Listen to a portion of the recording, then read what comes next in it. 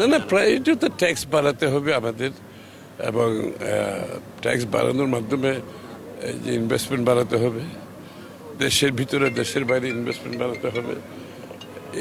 এর মাধ্যমেই তো একমাত্র আপনি ট্যাক্স জিডিপি বাড়ানো যাবে, এবং কর্মসংস্থান, যেটা আমাদের আরেকটা প্রোগ্রাম বিএনপির নির্বাচনী প্রোগ্রামের মধ্যে কর্মসংস্থান একটা বড় প্রোগ্রাম। সুতরাং ইনভেস্টমেন্ট, বিনিয়োগ না হলে তো ইনভেস্টমেন্ট না হলে তো কর্মসংস্থান করতে গিয়ে হবে।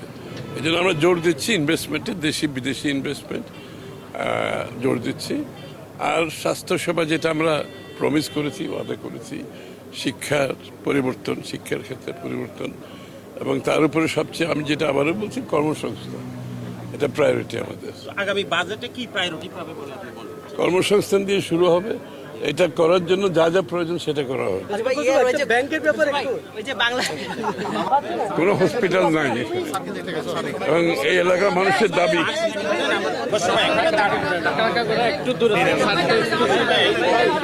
হচ্ছে আমাদের এই অঞ্চলে কোনো হসপিটাল নেই, এবং এটার জন্য আমরা কিছু জায়গা দেখছি, একটা বড় হসপিটাল, এটার সাথে নার্সিং ইনস্টিটিউট এবং টেকনোলজিস্টদের জন্য একটা আরেকটা ইনস্টিটিউট, যেটা বাংলাদেশে এই জায়গাটাতে আমাদের ঘাটতি আছে।